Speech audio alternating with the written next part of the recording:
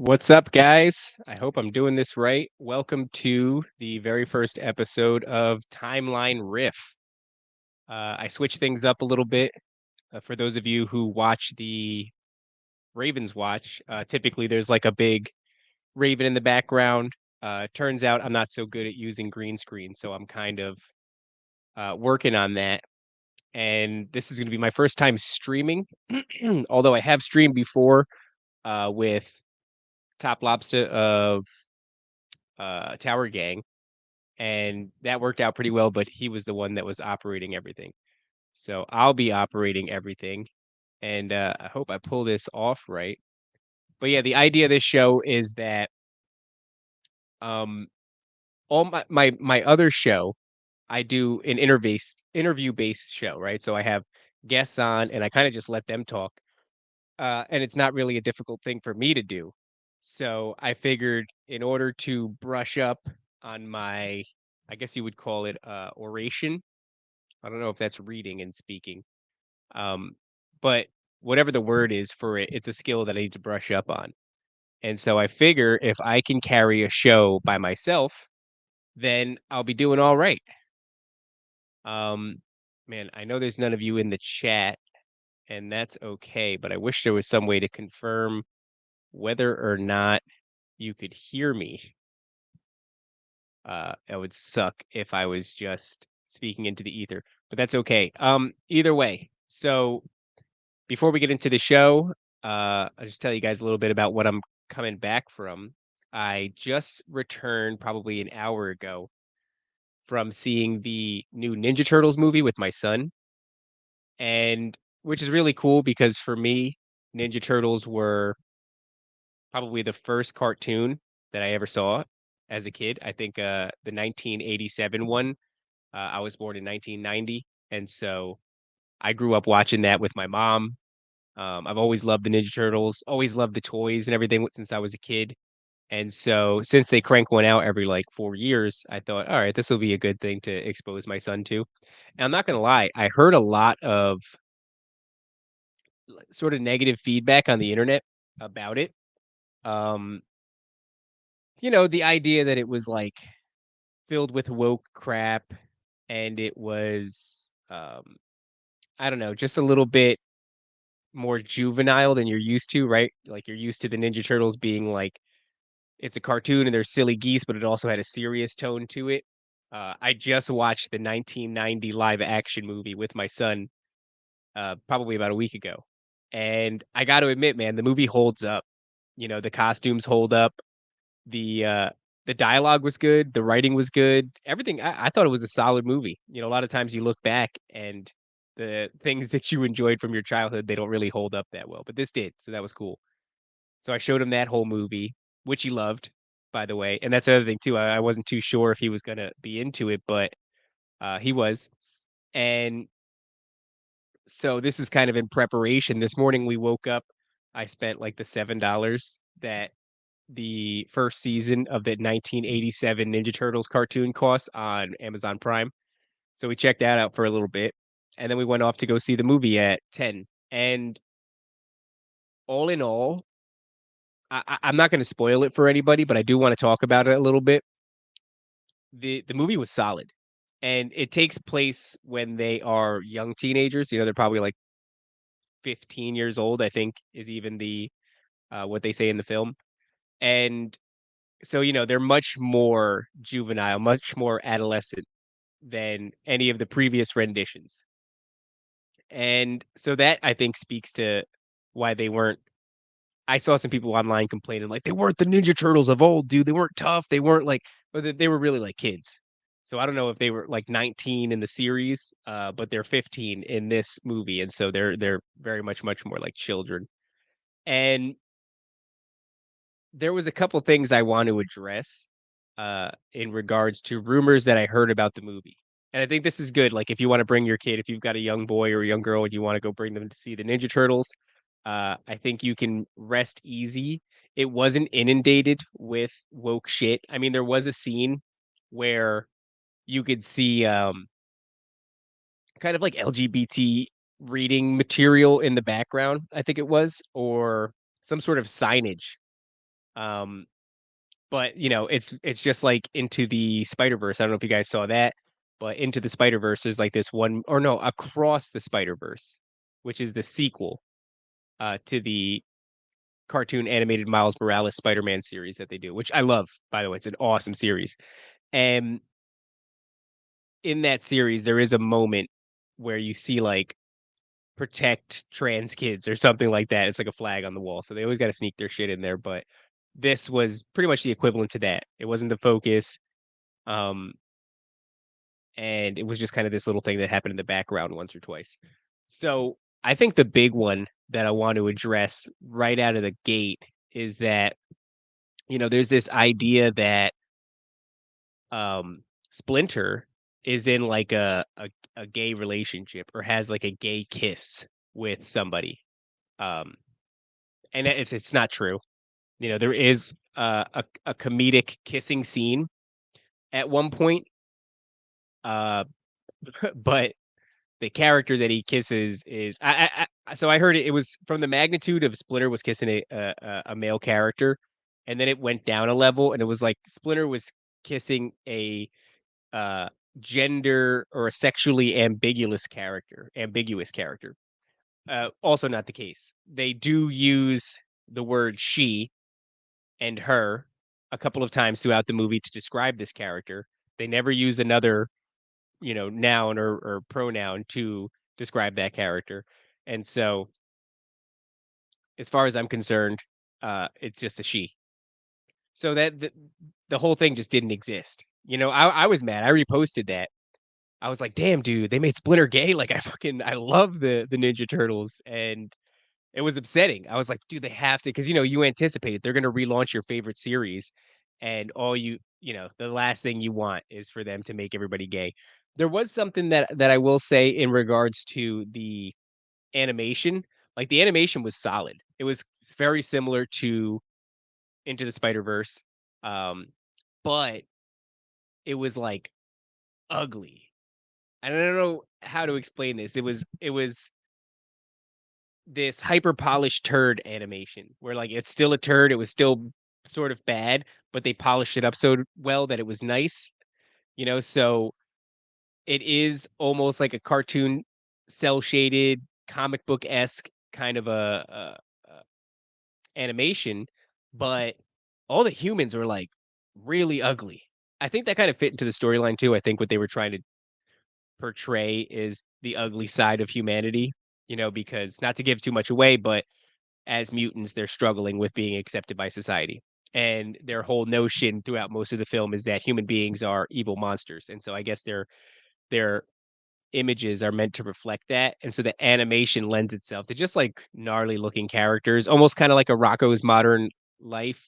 Remember how, or like Ren and Stimpy was like had kind of a gross kind of vibe to the whole animation. So it was like that. And if there's one complaint that I have, it would be that. And then sidebar, not a complaint, but still fucking goofy, was that everybody knows they fucking and we're gonna end up getting into that because the show's called Timeline Riff, and I ended up selecting a few things from the timeline and put them into a bookmark thing. And so we'll be able to go over that. But and so these two things relate. But basically what's her name was hideous. April O'Neil. So I was showing my son April O'Neil from the 1990s, live action rendition, and then I was showing my son April O'Neil, and I'm not jamming it down. So I'm not like, dude, this is what April O'Neil's supposed to look like. I wasn't doing that. I was just he noticed it. He took note. He was like, "Is that April?" Because the April that he's familiar with is usually like a young black girl, according to the new movie, and then like a more recent cartoon series. And so this one's a little bit of a spoiler, but not really if you fucking know the Ninja Turtles. But Leonardo is attracted to April, and he's crushing on her. And so the idea is that he says it several times, like, "Oh, April's so beautiful." April is shaped like I said Luma from Super Mario Galaxy. If anybody's ever played Super Mario Galaxy, April was shaped terrible. She looks like Patrick Star. She's a terrible, hideous little creature.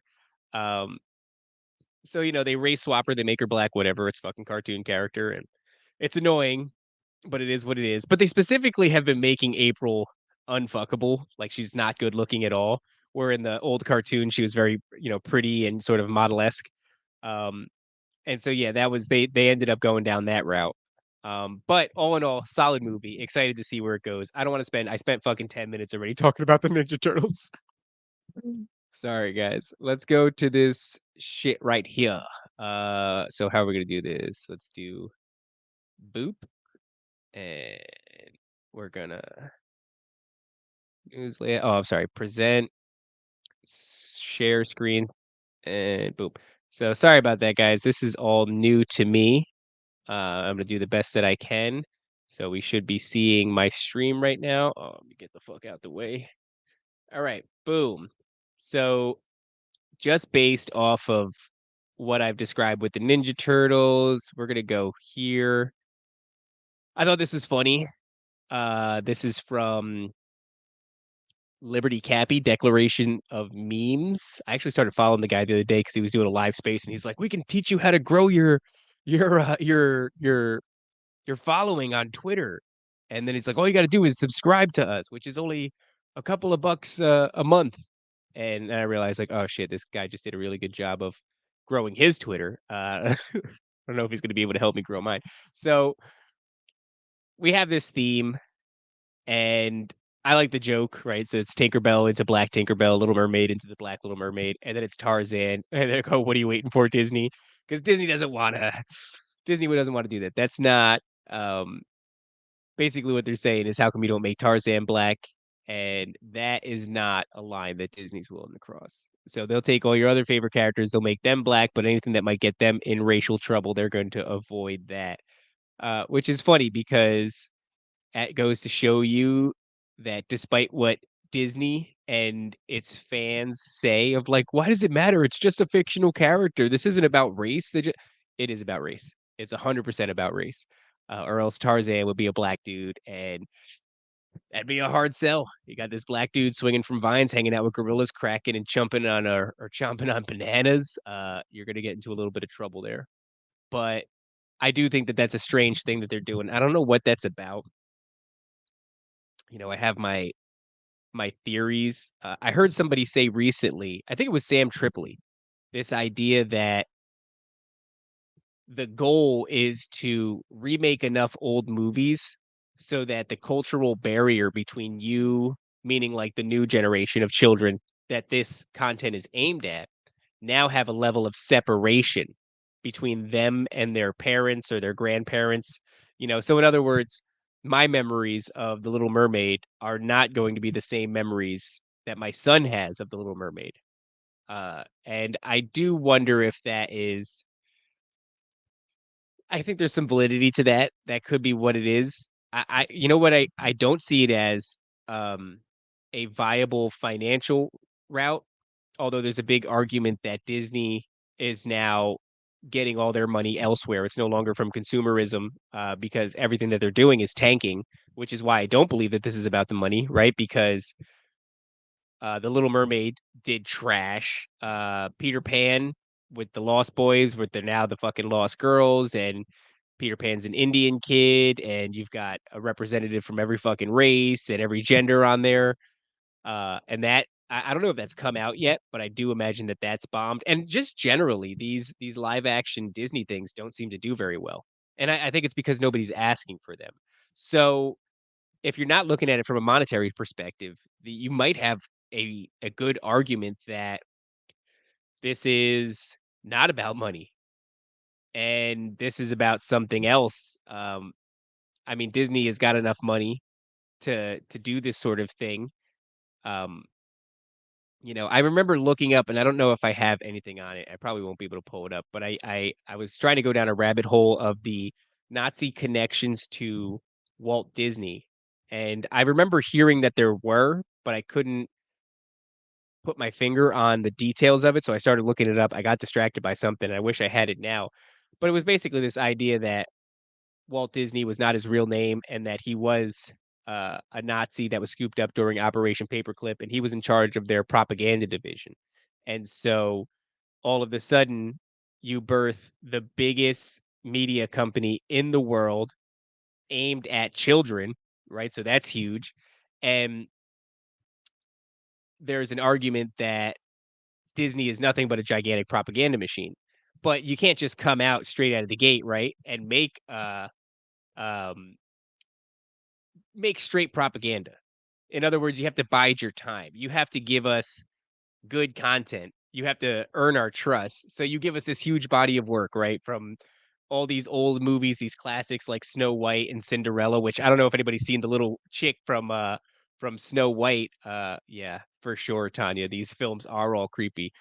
Uh like the dick on the cover of Little Mermaid or what is it? There's a scene in The Lion King where the stars above them as I guess Mufasa is talking to Simba or something I'm not gonna say that I know the scene for sure, but in the night sky, in the stars, it spells out sex, which is, super disturbing. I remember my friends and I, uh, going through my buddy's he lived in a trailer park.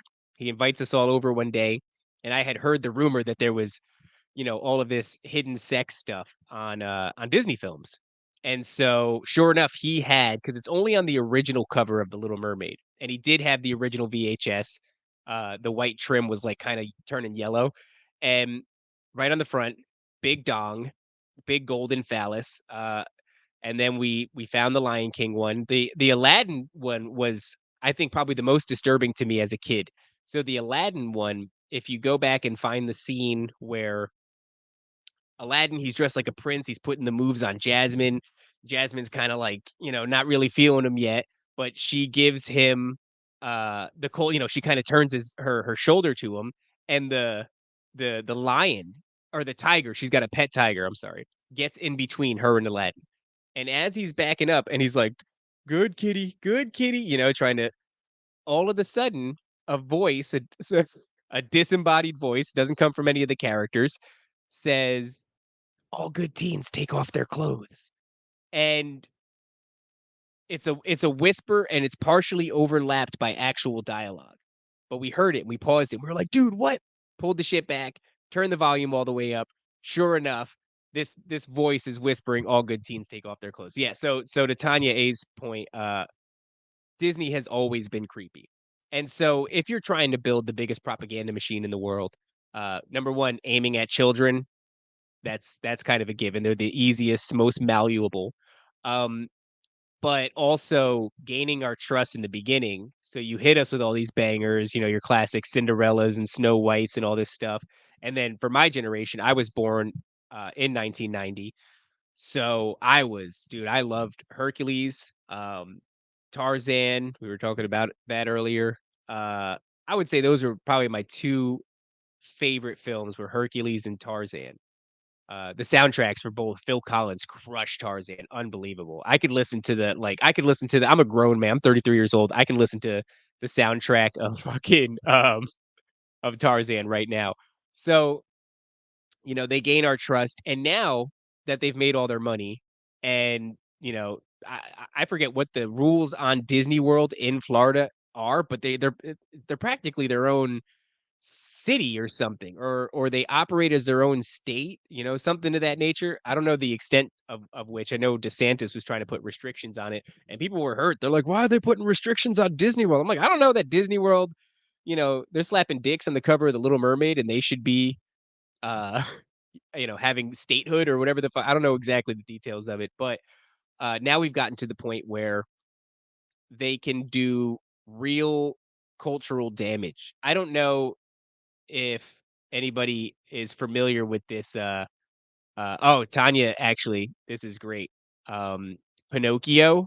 So I saw this scene recently from the old Pinocchio, and he's basically it's like this kind of morbidly obese merchant character. He's a salesman and he's kind of like, a little bit underhanded and slimy. He's a dirtbag and he's talking to one of the characters. I've only seen the clip. I've never watched the actual movie. We're talking the old cartoon one. And he says something about needing young boys. Um, and he needs young boys for a place called Pleasure Island, right? And so now we're all living in the wake of Epstein's Island, and so it's just creepy to see that notion, that idea of Pleasure Island being something, number 1, associated with Disney, again, because you have this instance of Little St. James, the island that was Epstein's Island, being a destination for the Disney Cruise Lines. I'm gonna get kicked off of fucking YouTube. I probably should stream this on Rumble, but either way, yeah. So there's always been this super creepy connection, and now you just see these. I think they're dirtbags. I really do. I'm not a fan of Disney anymore. It's a shame. It is a bummer because, like I said, big fan of Tarzan, big fan of Hercules.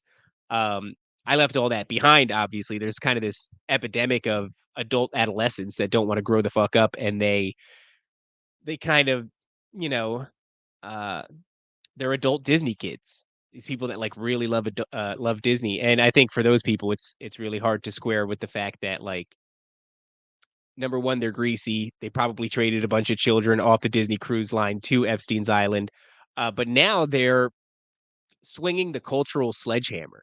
Like, Disney is the tip of the spear when it comes to the there's a subdivision of racial tension, and that subdivision of racial tension is race swapping and gender swapping, pretty much just race swapping now, uh, iconic characters from childhood cartoons. And Disney is like the number one, aggravator of that situation. And I think that's what they're doing here. I think that Disney has always been a propaganda machine. And I think that they're in the business of cultural influence on the biggest scale that you could imagine.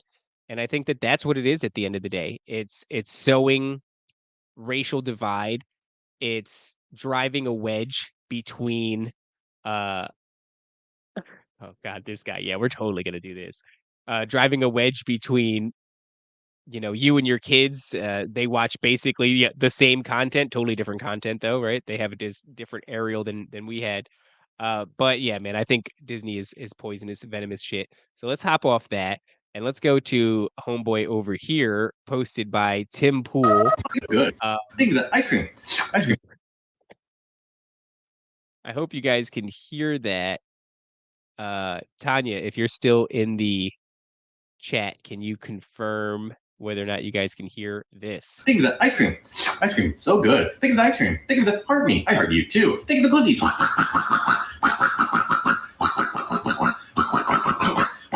100 glizzies entering glizzy overdrive.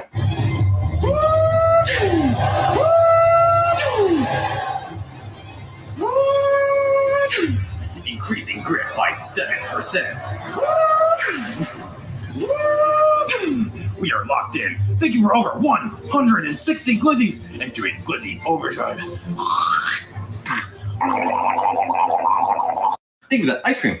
Ice cream. So good. Think of the ice cream. I Think don't of know the if you guys could actually hear the audio the way it's meant to be heard. My headphones are picking it up a little bit weird, but at the end where he's like, I don't know what this is, dude. This is deeply upsetting. This sudden trend of AI people.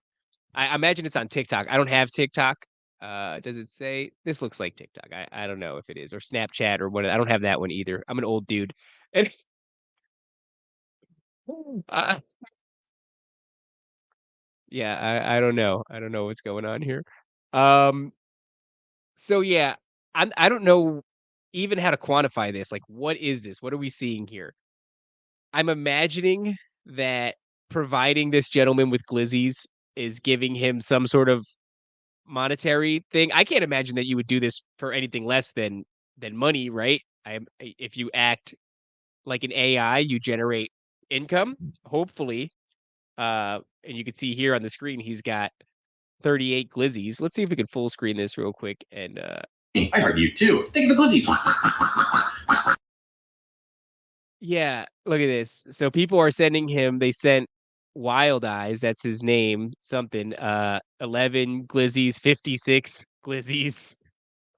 People are asking, bro, do you make good money for this? You have to make good money for this. I can't imagine that you're doing this for no reason. And I don't know, is this like a sign of the decline You know, is this where people are going?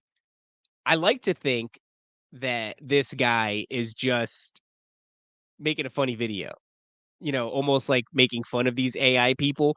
But the problem is he's really good at it. I could not do this. If you gave me right now, if you were like, dude, you're gonna go on TikTok and thank people for the glizzies and people are gonna give you stars and hot dogs and hearts, and somehow that's going to equate to monetary uh gain. 100 glizzies entering glizzy overdrive.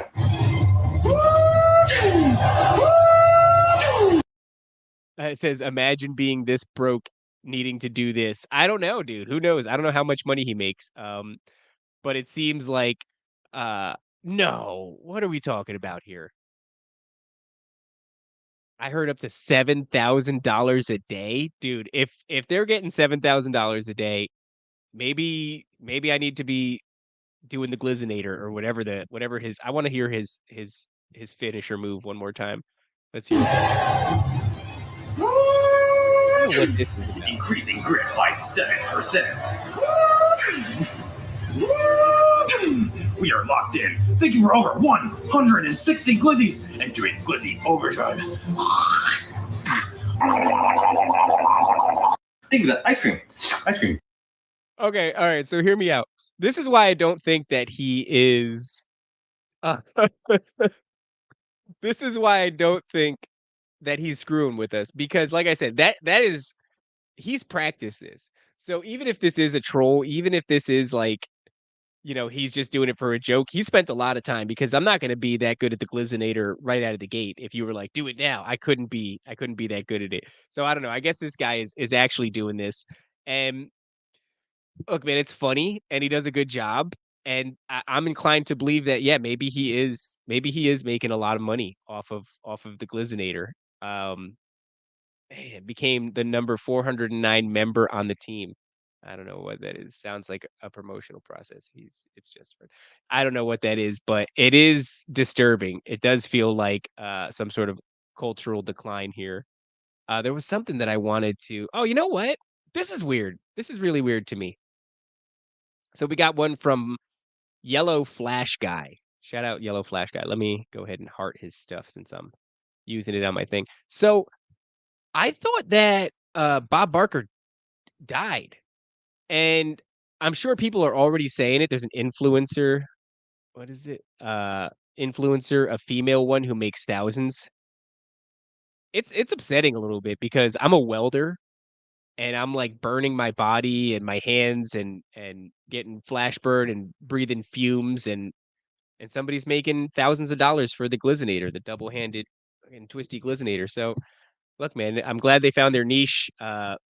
Is it going to add to the cultural decline? Is it going to make the process of the graph dropping and nosediving even more expedient? I think so, probably. I think it's only a matter of time too until we see like kids doing that shit. And even if they're not doing the weird sexual aspect of it, um, I think about the time that it took that dude to get good at that, and I don't I don't think that kid should be, but who the hell am I? What, this kid's gonna make $7,000 a day or a video, and I'm over here telling him not to do the Glizzinator. I don't know. But I could have sworn that Bob Barker died. I remember Bob Barker dying, and I don't know, man. It's like these Mandela effect things. Oh, my brick is waving. Are I was talking with my cousin about it and we were talking about there's one Mandela effect in particular. It's the man, what is it? Sinbad and Shaq. So the idea that Shaq and Sinbad played a genie called Kazam or Shazam or something, or not Shazam. That's the DC Comics one. I think it was Kazam, and I think they also had like a genie video game, one of them. I think the video game one was Shaq, and the show was, Sinbad, and then there was a movie. And basically what I remember happening was that for a time you couldn't find, let's just say it was the one by Sinbad. You couldn't find it. And that left a bunch of people scratching their heads being like, "Dude, I remember this Sinbad genie movie when I was a kid or genie show." And it just wasn't the case. And so that led people to think, "Okay, well, I came from a timeline where there was a Sinbad show, and now I'm in one where there wasn't." And the Sinbad show that I remember being made was actually a Shaq show that was made as a genie. And then one day recently, we Googled and found all of it. Like suddenly it was all there again. And it was really weird because I was able to find articles saying that never existed and people are mistaking it for Shaq. And those articles were probably written in like 2016. So you could find all the articles that were confirming for a period of time you could not find Shazam by Sinbad or Kazam by Sinbad, and that it was Shaq the entire time. And there was articles that were written that were like, people are just making a mistake. It's funny how that happens. Then 2019 hits, and all of the articles that are like, it was true, they're all from 2019 and sooner. So for like 2 years, there was nothing. And then all of the sudden or I'm sorry, 3 years from 2016 to 2019, 2019 rolls around. All the Sinbad shit comes back. Now it's on the internet. Now people are writing articles that it was true the entire time. So what I see is this inability to find any evidence of it for 3 years. And so what I start thinking is like maybe this Mandela effect shit is not real. And maybe there is no such thing as a time slip, but there is a concerted effort to make us entertain that idea for some reason. So I don't know if it's a psychological operation where we no longer maybe it's to make us no longer believe in the stability of time, you know? But I think a lot of these Mandela effects, they are they're going through and they're censoring shit on this is what I suspect. I know this sounds crazy, but I think they're going through and they're censoring things on Google so that for like 3 years, they sort of shadow banned any results having to do with Sinbad and the Mandela effect. And so, that brings me back to this whole Bob Barker thing. Like, I think I what's funny too is I bet you if I go through these comments, if Homeboy's got enough comments, I'll find somebody that was like, "Didn't he die?" Oh, boom! Look at that. That took no time at all. Rest in peace again. I thought he was already dead. Yeah, they spelled died, but that's okay. Uh, I'll be real. I thought he had passed years ago. Right? What the hell is going on here, dude? Is that it? Rest in peace. Sad for those with a wicked sense of humor. Bob Barker is Bob Barker. That's a statement, man. That is a sentence. Uh, please spay and neuter your pets. I don't understand that reference. But I've seen it several times. It must be a Bob Barker thing. I don't get it. But yeah, man. So I mean, just based off of that, I'm not the only one who thinks that Bob Barker already died. So I don't know. I don't know what's going on there. But it is definitely like my overwhelming feeling there was like this dude already died. Yes. Bob Barker was old when Tanya was a baby. Yeah, I think that that is accurate. That dude's been old my entire life. So let's go on to another one here. This is cool. Can we see this? Yeah, so from leading report, they're always doing the breaking thing. Thank you, Cheney in Wonderland, Project Cheney. We'll give that a like. So breaking Vermont, South Carolina, Iowa, Arkansas, Oklahoma, Texas, Arizona, and Utah have man, I could have sworn I saw Florida on this list when I clicked this, but I guess not. Um, they have banned schools from mandating masks, which I think is awesome. I know that there are a lot of places that are already kind of raising their hackles. Um, oh, okay. That's what that's from. Tanya says he said that on every show about the pets. Please remember to spay and neuter your I just got a black lab. I gotta get him neutered. He's got bowels. Um, so I'll do what Bob Barker says and I'll go get him, especially because I don't want to have any issues with him marking in the house. Although we've been doing pretty good, um, getting him out constantly. He did pee in the kitchen the other day. He's a good boy though. His name is Hercules, which is funny because at the beginning of this, I said my I said my favorite Disney cartoon was Hercules. when I was a kid, and so I guess I'm a Disney adult. Look at me, such a hypocrite. Uh, but yeah, it's good to see places starting to stand up against this. Vermont, South Carolina, Iowa, Arkansas, Oklahoma, etc. Not they're banning the mandate for masks, which I think is great, right? Because we all know that there is a developmental issue, especially with grade school kids, their ability to uh, read faces and watch mouths, lip read, and also just this relaying of information because so much of communication is nonverbal. And there's all these nonverbal facial cues that children aren't getting, and so it's actually putting them behind the eight ball on development. Uh, but I saw something the other day. I think it was Florida, amongst other states. Let me see if I can find it in here. Somebody said that the S sound on my mic is causing a problem. I forget what the phrase for that is, but I have to be careful with my S's, and we'll put it right here. I don't have it on here, but that they would not be Florida and several other states are banning the idea of vaccine passports. So and here we are, right, from Jason Bjorn. Shout out Jason. Give him a little like there. We'll even give that a repost. How nice is that? I am a gentleman.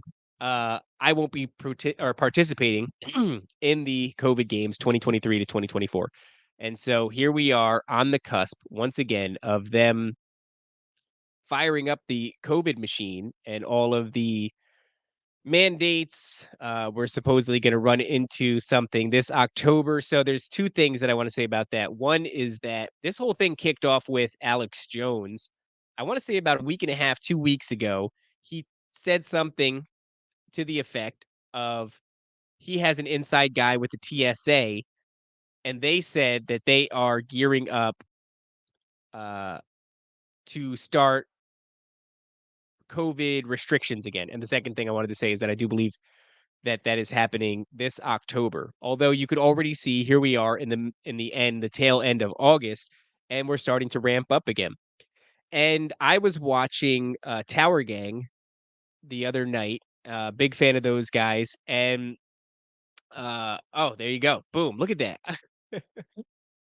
This is just me tooting my own horn. Tanya A is a special educator. Our referrals for speech and language especially went up exponentially. Yes, and that is right for the context of that because of all the nonverbal cues that these children are not getting, and so they're lagging behind developmentally, or at least yeah, I guess developmentally is a fair thing to say, but specifically in the realm of speech and language. So I'm happy to be in Florida. I was in New Jersey before, and yeah, my son had to wear the mask there. I don't know how things were in Florida before I got here, but it's good to know that this place is a bit more resistant.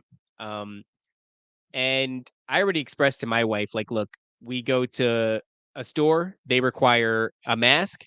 They're not getting our business, which is going to be inconvenient. But the reason I'm saying all this, and people that are going to hear this, I'm sure are already on the same page, but with Alex Jones saying that these restrictions are coming back, and then all of a sudden cases of COVID are ramping up. My grandmother thinks that she might have COVID. I've been feeling a little under the weather. I'm not going to get tested again. When I was living in New Jersey, I got PCR tested into oblivion.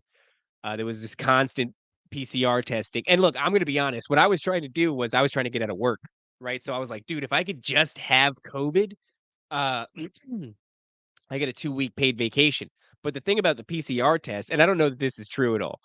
In fact, it's probably not true. And I'm going with it's probably not true because it's going to make me feel better if it's not. But when they take that long Q-tip and they stick it all the way up your nose, the conspiracy theory is that there is a part of your brain that they have access to that controls the aggression centers or the agreeableness centers of the brain, something of that nature. And the context through which I saw that was that the ancient Egyptian royalty used to do it to the serfdom class to keep them docile. I don't know how true that is. I just know I've gotten a lot of Q-tips up the nose, and I hope they weren't poking my, my rage centers or my agreeableness centers, but I'm not gonna be going and getting any more PCR tests. Um, I'm not gonna be wearing any masks. You're just simply not getting my business. If I have to wear a mask, it's not happening. And I think that a lot of people are gonna feel the same way, and one of the main reasons I think that because I was saying I was watching Tower Gang, and they were having this disagreement about whether or not anybody's gonna be complying again. And I believe it was Clint, uh, Clint of Liberty Lockdown who was saying he thinks people are gonna there's gonna be a big pushback. And Top Lobster was saying that he thinks people are just gonna fucking fold and do it again. And I think there's a lot of validity to that mindset, but I think I gotta agree with Clint on this one. And the reason that I do agree is because I'm looking at it from a purely psychological standpoint. If somebody is telling you to do something for your own good and they can rile up enough fear to get you to actually be afraid of something, then you're going to start to consider all sorts of things that you wouldn't typically consider in order to keep yourself safe, right? This isn't rocket science. I'm not saying anything profound here, but couple that fear, and I think this is why the fear is so effective, with the unknown. So not only do you not know because the virus is new and we didn't know what the hell was going on and we didn't have anything like that before, although a lot of people will contest that COVID is even a thing and that it was really just the flu and that we were attributing flu numbers to something that, you know, wasn't really that dangerous, didn't require mass vaccination. And that's why the flu numbers dropped so significantly for the 2019 to 2022 years. If you look that up, there is a significant drop off. But uh, you have this fear of the unknown. We don't know what the virus is going to do. We don't know how it's going to mutate. The other unknown is we don't know how long we have to wear masks. We don't know. Yeah, to Tanya, this is exactly where I'm going with this. So we don't know how long we have to wear masks. I'm rewinding. I'm going back to 2019, 2020. We don't know how long this is going to happen. How long do we have to wear masks? How long do we have to stay inside? How long do we have to keep going and getting checked for COVID? Um, all of these different things. How long is our travel going to be restricted? How long are we going to have to do a 6 feet thing. So all of that is, especially when they temper it with like 2 weeks to slow the spread, things of that nature, people are willing to play ball very much in the style of the frog in the pot that's being boiled. We can do it if it's slow.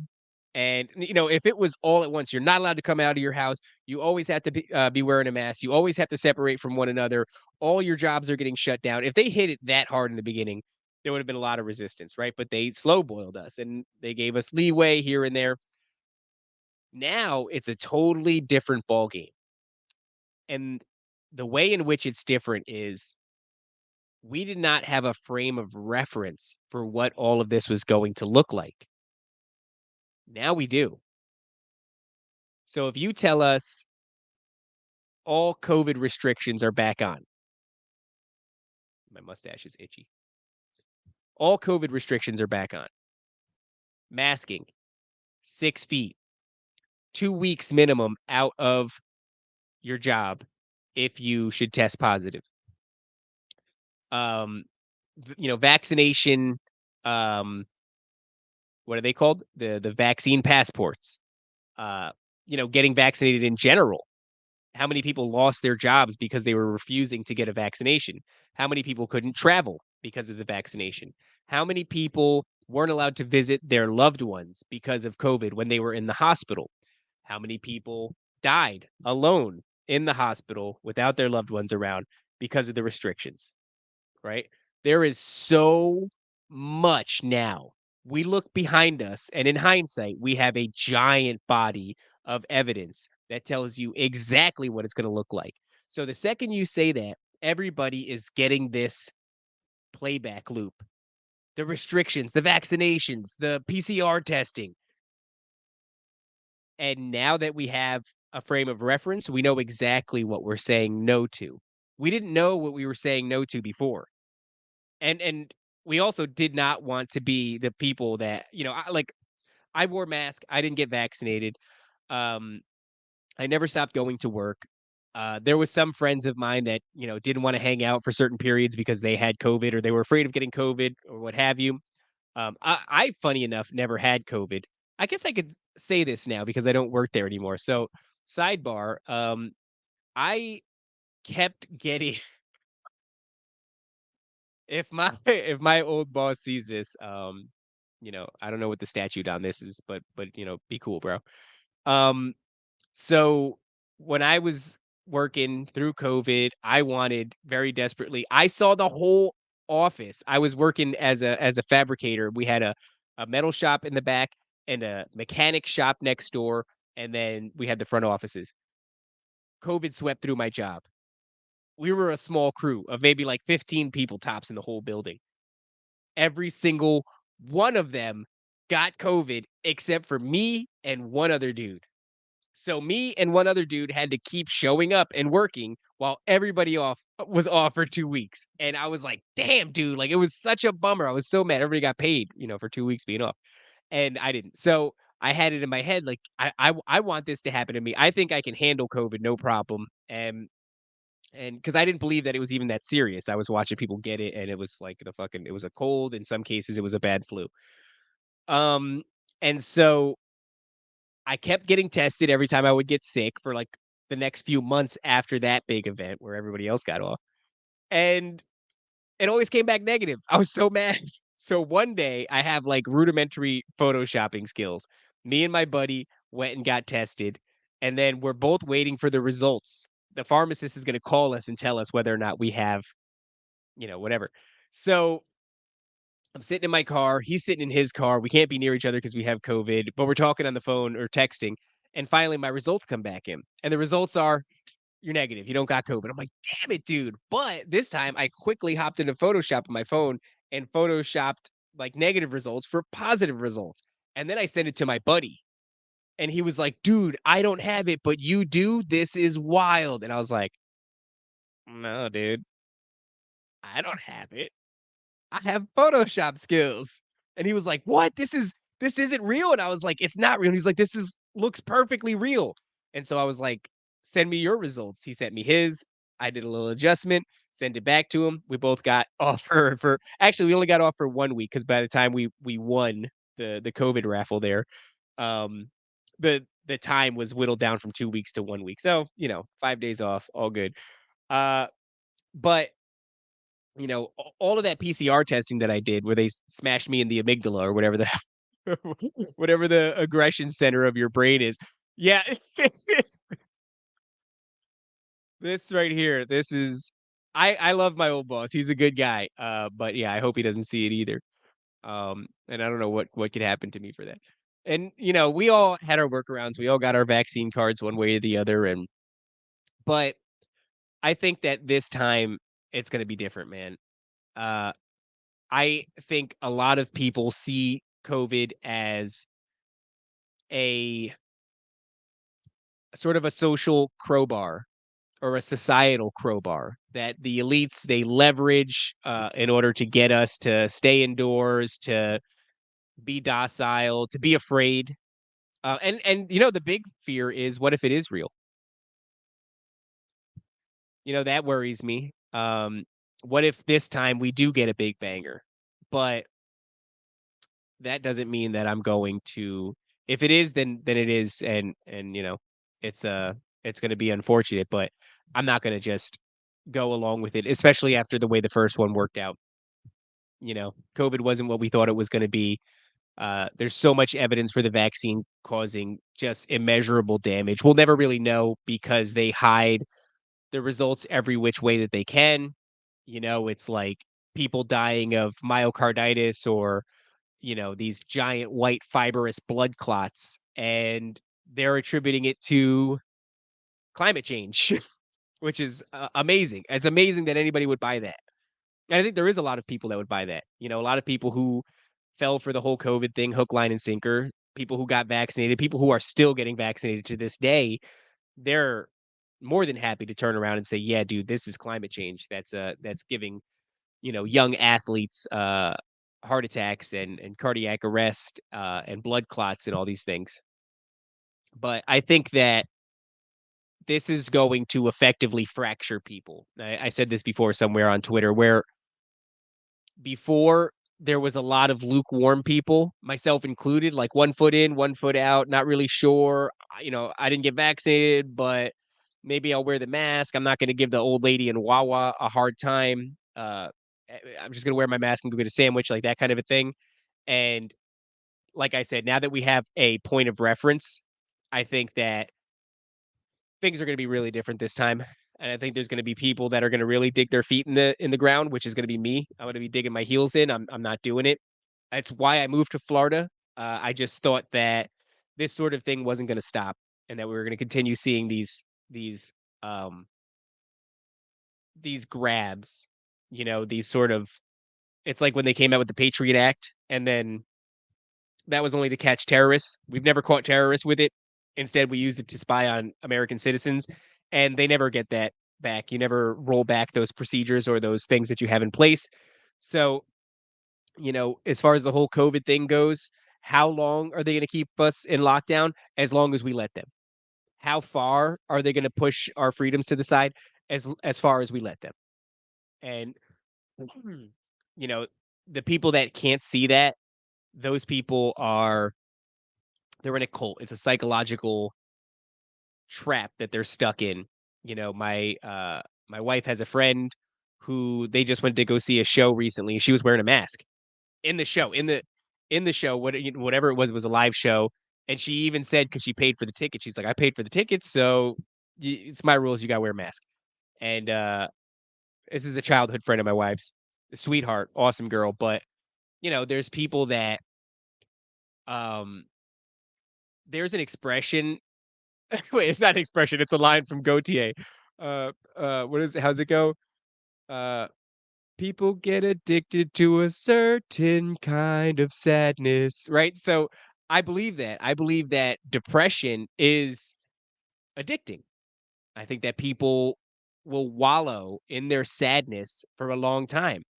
And if you should feed into their sadness, they're happy to let you wallow with them. It is this thing that people will perpetuate. I think that there's a medical aspect. It's an evolved version of this story. When I was a kid, I had a lot of things. I wish there was something wrong with me. I think maybe so that there was like an empathy thing. I wish that I remember wishing I had like a disease. And then what's funny is I ended up getting cancer.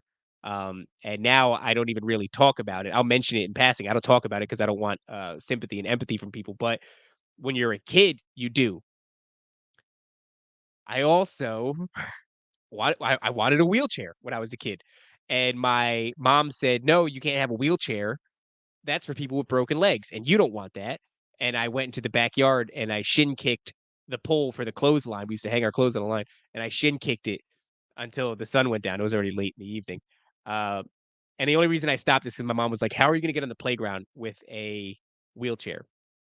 And I was like, "Oh shit, you're right." So the reason I tell that story is because I think that there is a mechanism. It's much more prevalent when you're a child, but as you get older, if you don't nip it in the butt, it evolves and takes on something much more complex. And it is like that um Munchild syndrome. Muns. I never knew how to pronounce it. I've always just mumbled it so that nobody ever called me out on it. Now that I'm on a show, Munschild's. I don't know what it's called. By proxy, I think by proxy is when somebody tells you that you're sick, and then Mun's child or a hypochondriac. Let's just go there so I don't have to butcher a word anymore. Hypochondriacs, people that always think there's something wrong with them. They almost find comfort in something being wrong with them. And I think that people with this COVID thing, with this mask thing, with this like danger looming around every corner, somehow there's comfort in that. And I don't quite know how to articulate it, but I see that in a lot of people. So to get back to the original point, the two groups that you're going to get from this is people like me digging their heels in and saying, "No, I'm not doing this. You're going to take it far if I let you, and you're going to push hard on us if I let you. And so I'm not giving you an inch. If you give him an inch, take a mile." And then there's the other people that want it back. And I think that those people are maybe more than you might imagine. Um, I think a lot of us suffer from this like psychological deficit where there's something a void and we want to fill it with We want to fill it with fear, and we want to fill it with especially fear. And part of me thinks that we're hardwired for fear and for struggle and for adversity. And I think when we don't have that on a regular basis, something in us psychologically begins to atrophy. And I think for some people, COVID scratches that itch of the need for adversity and fear. um, I think COVID scratches that itch in a weird kind of way. So I think there's a lot of people that are like more than happy to go along. I know for a fact there are people that are inside excited for these restrictions to come back, excited for the threat of COVID. Um, and I think that that's not a crazy thing to say when you see people getting 4 vaccinations and 6 boosters, as if there's a difference between the vaccine and the booster. It's a shot. You got a shot. You got 18 shots. All right. It's not a booster. Uh, so I think that, yeah, we're gonna be oh, look at that. There we go. Munchausen. That looks like a sort of a dish you might order at the Chinese place. Um, so yeah, I do think we're gonna see a big cultural divide when it comes to these 2023, 2024 COVID games. Thank you, Jason Bjorn. And I'm surprised, guys. I've been chatting for an hour. I wanted to get good at riffing. Oh, dude, we got to do this. This is good. We're doing this.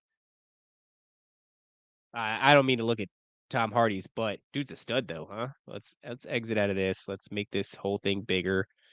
And we're gonna give a shout out to Midlife Crisis 22. I feel you, dog, or Madame Martha 4615543 081. Shout out to them. And this is the last one we're gonna do. And this is on EGI.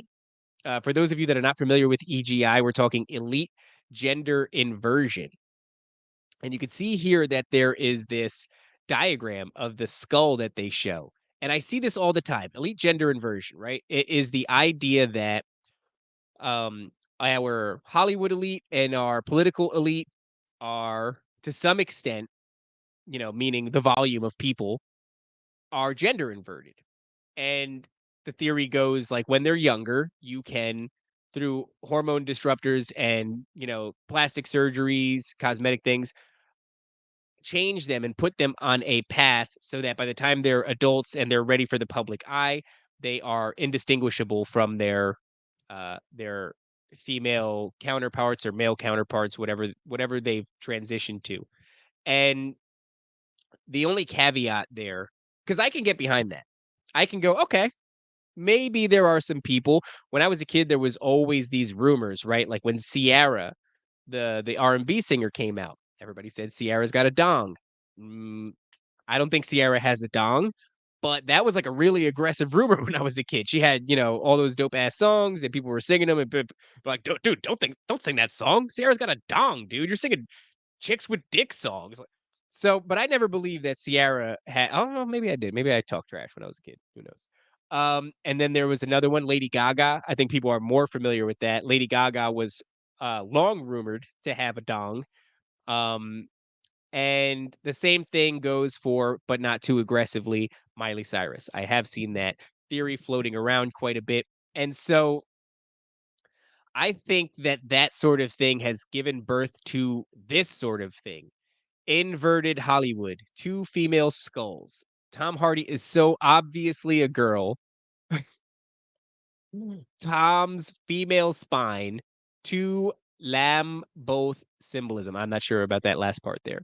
Transvestigation. I like that is a great word, actually, transvestigation. I would like to be using that much more. Um, so and here you have it, right? It's this. Let's make this bigger for people. How do we do that? Oh, I can make me small and this big. Boop. Excuse me. So here we go, right? Uh, you've got the one on the left. It's a male skull, definitively smaller forehead, and definitively larger jaw. Okay. And they're saying that, well, I don't know what they're saying there because if you look at the size of Patrick Stewart's forehead, in comparison to Tom Hardy's forehead. They both have incredibly large foreheads. I think before I said that the only variable is how many elites are EGI. I personally am inclined to believe that it is north of 5, south of 10%, but there are people who believe that it is actually upwards of 98%. And I don't know what they're getting at here. Okay, so they're trying to say that now this is not a good. You see there's an image of a woman in the upper left-hand corner and she's got like an arched back and it's showing like, look, Tom Hardy also has cakes, right? This lady has cakes, Tom Hardy has cakes. I don't think that that is an indicator at all. I am very much shaped sort of like a dwarf. Um, Not very tall, only 5'7". Do have a set of cakes on me. My back curves just like Tom Hardy's. As far as I'm concerned, been a male my entire life. So I can't see that as that's such a stupid thing to get like, especially with Tom Hardy. You're trying to convince me that I don't feel as though there are feminine attributes to Tom Hardy whatsoever. Let's go back to this first one. He's young. Uh, so maybe you could say that he's kind of got like this air of, but I don't think it's an air of femininity as much as it's an air of youth. He's young in that picture. Bottom right hand corner here, where he's being, I don't know, he's been given a medal for his performances. Um, does not strike me as a woman whatsoever. I don't see that happening.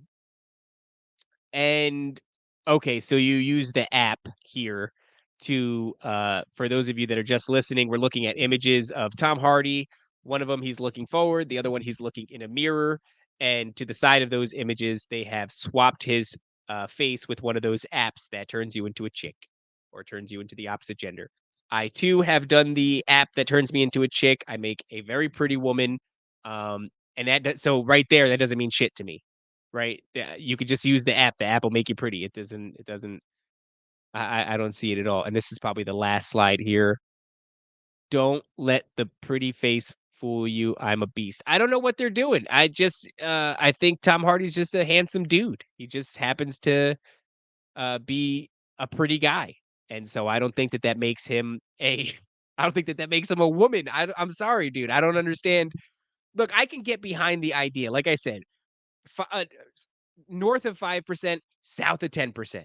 I'm not buying that upwards of 98% of elite politicians. They'll do this with Trump. They'll put a picture of Trump and they'll say that Trump is an EGI, an elite gender inversion. And I just do why? Why? And the reason is because so the elites, this is the reason they give. I'm not saying this is true. But the elites they um they want to invert everything that God made, right? So God made man and woman and they want to twist that. And that is evident in one of the entities that they worship, the Baphomet, which is a goat dude with tits. It's a goat man with titties. And it's a hermaphrodite hybrid creature. And so basically to pay homage to this deity or to spit in the face of God, they make us idolize people whose gender is inverted, whose gender is been made to, to spat in the face of God. I can get behind that idea that they might do that. They're and I can get behind the idea that maybe there are certain I have seen them do this with The Rock. If The Rock is once a chick, then, like, it doesn't even matter. I don't know how you can define it anymore. If you can catch that The Rock is a chick, um, then I fail by every metric of what a you know what I mean? Like, if you're gonna look at the rock skull, because I swear to you, I've seen this. You're gonna look at the rock skull and you're gonna say, "Look, we're gonna go back to that first image, right? Of this shit right here. The female's much bigger forehead, smaller jaw, smaller forehead, and bigger jaw. right? And I don't know, man. I just can't get behind that because the second you tell me that The Rock is female to male and you've identified that using a certain set of metrics, you can see like the distance, there's red lines for the distance between the eyes and the nose and the mouth. There's a different ratio going on. Then you could do that to me. And if you could do it to me and you could do it to The Rock, then you could do it to everybody. I've seen people do it with Joe Rogan too. And Joe Rogan's hands, I don't know if you've ever seen Joe Rogan's hands, they're disgusting. He's got like these fat sausage fingers. He's got like vitiligo and hair all over his hands, and they just look disgusting. So every metric by which you would measure a woman, um, The Rock is not meeting those metrics. Joe Rogan is not meeting those metrics, and yet through the super secret method of identifying gender inversion, people have deduced that The Rock is gender inverted, and so is Joe Rogan. I don't see it. I think that the whole thing is a waste of time, and I do want to tell people that I think that even if there was a small percentage of celebrities and politicians that are gender inverted, I'm still holding out. I'm still. This is gonna kick me off of YouTube, but I'm still holding out for Michelle Obama's dick. I am, dude. I saw it bouncing around on the Ellen DeGeneres show while she was dancing. I saw it flopping about. And I saw a picture of her back once, and her back looked like a barrel of snakes. She had a lot of definition on her back. She looks kind of like she does shrugs. She looks like she does shrugs. She looks like she does a little deadlifting. And she's got a muscular back on her, and that's fine. But I just like the idea that she's actually a dude. And now they're coming out with Obama, somebody writing a tell-all about dating Obama when he was a younger man and him expressing to them fantasies about being with men. And so now you have this, here comes the creepy train of like, oh, Obama's gay. And that's the first step, dude. That's the first step. And everybody's gonna go, it's okay that Obama's gay. That's totally cool. We like a gay president, right? And everybody's gonna go, yeah, but I told you that he was gay. How do you know he's gay? Because Michelle Obama's a dude. And that's the next step. That's the next step. And let me tell you, dude, if they ever come out and they say it outright that Michelle Obama is a male to female, and one, they're gonna get a huge burst of support from a bunch of fucking retards. Where I'm gonna be like, dude, you fucking lied, dude. You lied to all of us. You're not a fucking American citizen, right? Where's the fucking birth certificate, dude? But also, you fucking a man.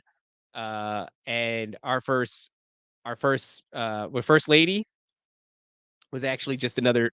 It's the first dude. I don't know how that would work. So I would feel that there's definitely a sense of betrayal. I'd probably be more mad at that than I was about the wedding that he drone struck. Right, that would be the past tense of drone strike. Um, you know, Big bummer. You drone struck those people, and I'm not happy about that. But the first lady, dude, is a first dude. That's fucked up, man. That's fucked up. Uh, but I think that if and when that happens, the EGI shit's gonna go through the roof. It's gonna kick open the floodgates, and I just kinda see it all as the elite gender inversion thing, in my opinion, is a distraction. Um, I think we're often tossed psyops. What's her name is a psyop. I don't give a shit what anybody says. That motherfucker's not real on the airplane. That lady's a psyop. I think she's an actor. Um, they recently came out and they had uh her do an apology video. I thought that was AI. I did not find it to be real at all. So sometimes we get tossed these things, these psyops, and I think that the EGI thing is definitely a psyop. So let's see here if I got anything else, or if we're just gonna get off of here. Oh, here we go. Toad of Tower Gang. Tower Gang Toad. He puts a post from everybody's favorite new musician, Anthony Oliver Music. Oh wow. Okay. So I didn't read this. I like to keep these things for real time. My reactions. Oliver Anthony Music says 1 hour ago, although I don't think that's accurate anymore. This will be my last post about politics on social media. I apologize for beating a dead horse, but I just need to address this quote in my video earlier. since it's been misquoted slash misinterpreted this evening. Corporate news, big surprise, is now trying to twist me into being a Biden supporter, right? Because he said something to the effect of this is bigger than Biden. And a lot of people interpreted that as him sort of cowering away. And then he also, I believe, goes on to say that it's about everybody in DC, which includes Republicans and conservatives were butthurt about that. But I think I agree with that sentiment. Uh, Quote, that song has nothing to do with Joe Biden. It's a lot bigger than Joe Biden. Oh, look at that. I'm good. Unquote.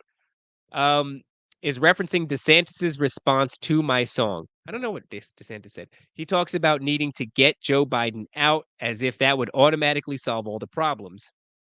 Biden is a part of the issue, but it runs much deeper. So far, I agree wholeheartedly with Oliver Anthony. Um, and I think that people they wanted to turn this into a sort of a party line issue, a left versus right issue, and I think that so far it seems that Anthony Oliver is not taking a side in this, which I agree with, because although I would say my values align much more so with the conservative party as of lately,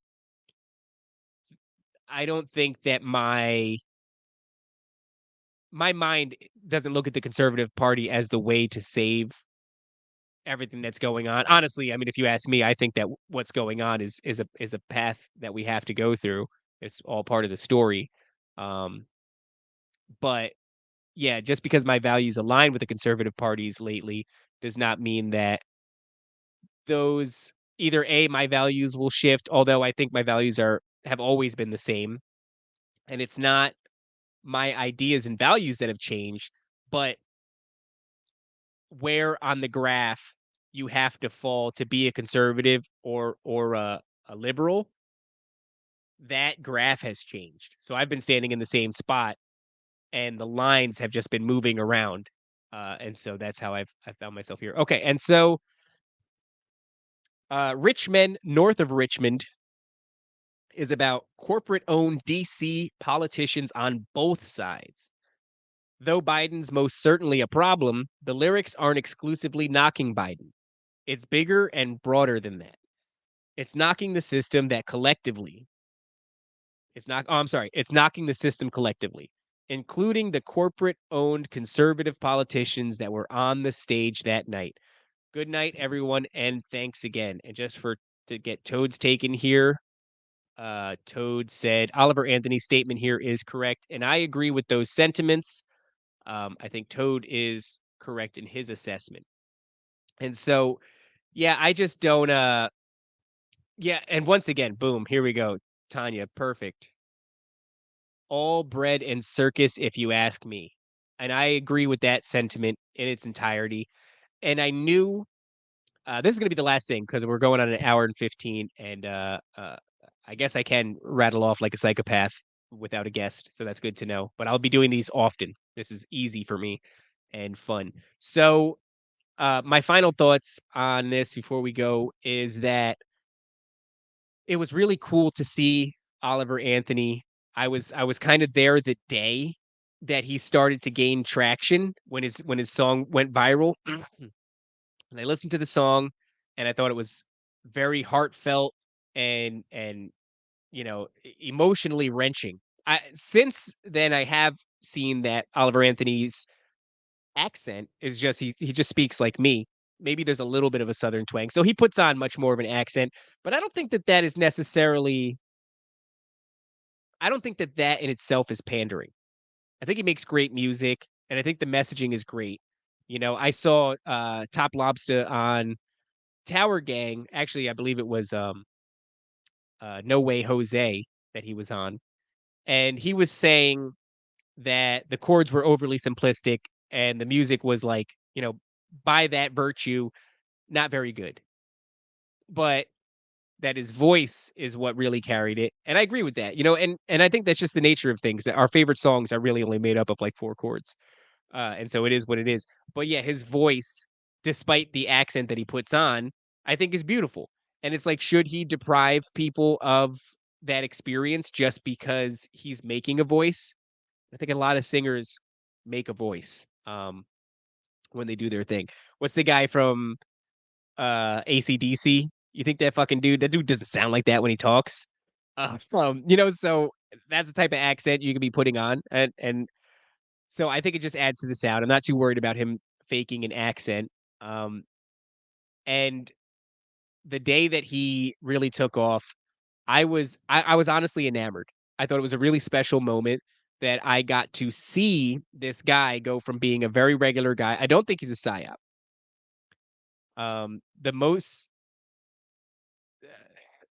I would say the closest you can get to him being a psyop is that the elites have been pushing us in a certain direction where, like, when you put society through a bunch of hardship, beautiful art emerges out of it. I would say that's about the most control that they had over his what feels like a very organic, um, virality. And so it was really cool that day to see him and to know, like, oh shit, this guy's going far. In fact, he made a post telling everybody that he was going to be at a farmer's market.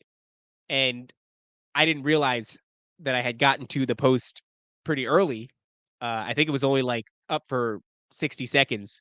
And I commented on there and I said, uh, this guy has no idea what's going to happen tomorrow. That farmer's market is about to be packed because I anticipated there was gonna be people from all over the country going to it, and sure enough, the next day, that is what happens. He's up on and I wonder if the people at the farmer's market crushed. I've been wondering that, like, did they really sell, like, a bunch of homemade soap and shit? Did they really crush it? Um, but the other part that was a little bit actually sad was that I knew this dude was gonna go through the political ringer, and just because somebody is a good musician doesn't mean that they're equipped. Like, if you suddenly casted me into the fucking fray of like political tug of war, where just by virtue of singing his song, he's getting called like a right wing extremist and shit, I would have a really, really rough go of it. And it was just a shame to know, and we're at that point now. It is true that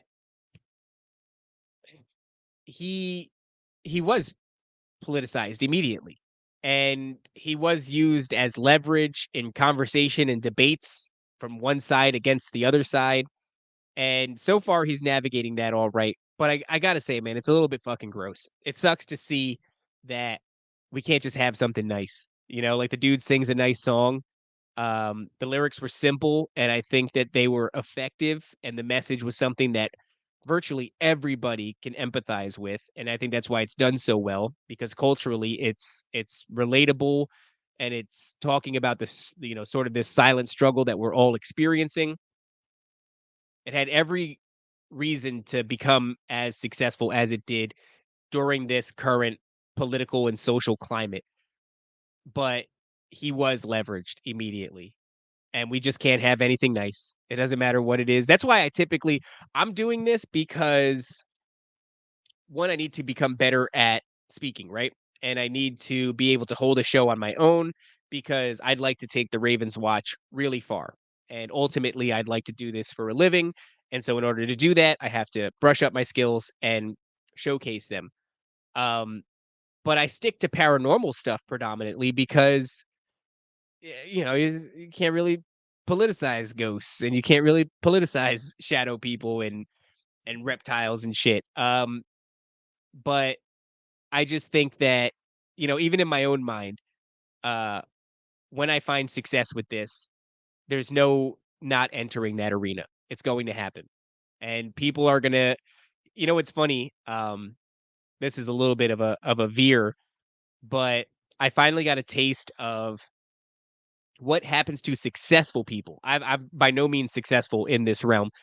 However, I did get a little taste of one of the negative aspects of becoming successful, the very same aspect that Oliver Anthony experienced. Oliver Anthony, is that his name? I just want to confirm real quick. I've been saying somebody else's name. Oliver Anthony, yes. So a very similar thing to what he experienced, except in the conspiracy realm, you get a little bit different. You don't get like he's a right wing pandering thing. You get he is a government shill and a Fed. And dude, I got that for the first time recently.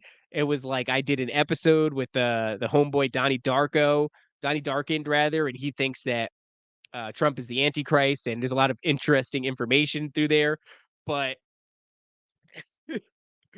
basically, if he's going out and he's saying that Trump is the Antichrist, then there's going to be people that give that pushback. And somebody was in the comments saying that I was purposefully spreading disinformation in order to like hijack the movement and get people away from Trump on the right. And I I thought that was so cool. Like, I was like, "Damn, dude, I'm really onto something here if I get to be called the government shill." And then I felt like an asshole for any time in the history I had ever speculated on a famous person's, even though we just went balls deep on whether or not Tom Hardy's a dude or a chick.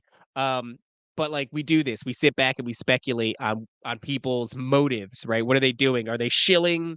Are they spreading disinformation? Are they hijacking a movement? Um, Cognitive infiltration. And sure, that stuff is valid. It was just funny to be on the receiving end of it. So it's a shame to see Oliver Anthony going through this sort of thing. He made another song. I don't remember what it's called, but the shit slaps. Um, my thoughts on Oliver to wrap it up are I think he was in the right place at the right time with the right message. And, you know, sure, Top Lobster, maybe 4 chords is a little rudimentary, but I think his voice carried it. And it's a shame to see him getting wrapped up and used as political fodder, cannon fire fodder. But I so far it seems like he's picking the right route in the middle of the road, right? This isn't about Biden. This isn't about Trump. I'm putting words in his mouth now. These are my words. It isn't about Biden. It isn't about Trump. Those two things are elements of the issue, but the deep rooted political corruption goes so much further than these presidential candidates. And if you guys watch the Ravens watch, you know that I believe it permeates all the way into the subculture of politics. And the subculture, or what's the word you would use for the soil uh uh that you use to plant, whatever it is, the topsoil, let's say, of politics is the paranormal and the conspiratorial and the occult. Um, Oliver Anthony is taking a much different stance on me, but still, there is something similar there. And it is that the problem goes much deeper. These issues of Democrat, Republican, Biden, and Trump, these are surface level issues. And it's something much more uh, ingrained in political culture, something that its roots go way further. So when you go Oliver Anthony supports Biden because he did. He had a tweet once, right?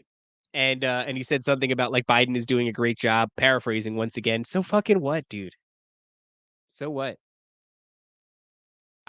There's lots of things that I thought were good at one point, and now I disagree with. Um, we live in this culture now where it's like you'll be crucified for every tweet you make. If you go through my tweets, fucking a man.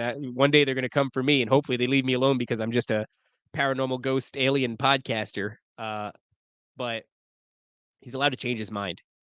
And I hope that people stop using him as a political cudgel. And I hope that he has some longevity in his career. And maybe we get to see more from Anthony Oliver outside of this initial album or whatever it is that he dropped. And hopefully he can continue going. And I'm a fan of his fake country voice. Okay, guys. So I'm all done here. We are an hour and a half. Look at that. An hour and a half. I pulled it off. I hope this was mildly entertaining to the 6 of you watching. Tanya A, my co-host over here. Hats off to you for helping me carry the show. The only person in the chat. Thank you, Tanya. Um, but yeah, guys, go and check out the Ravens Watch. That is my main show. That's all political. I mean, I'm sorry. No, it's not. It's not political. That's all paranormal, conspiratorial, um, and occultic.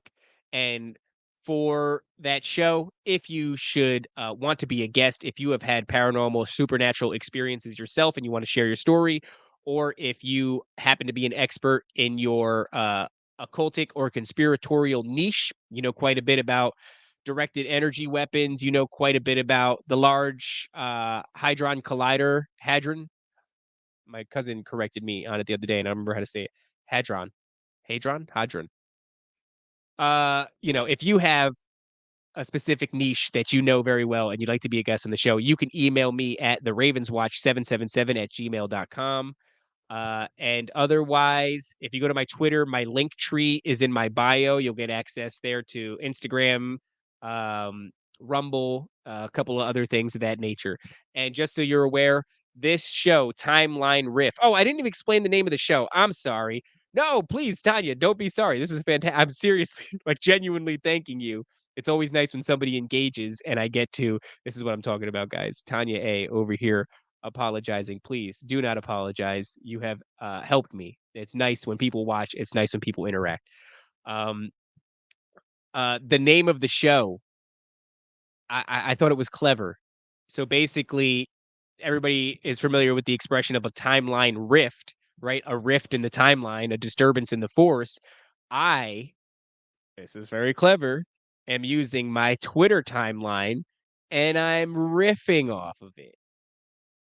Eh? You see? I thought that was pretty good. So this is episode number 1 of Timeline Rift. There will be many more of these. They are great practice, hopefully end up being a lot of fun, and hopefully more people than Tanya talk in the chat next time. But if it is just Tanya every time, I'm cool with that.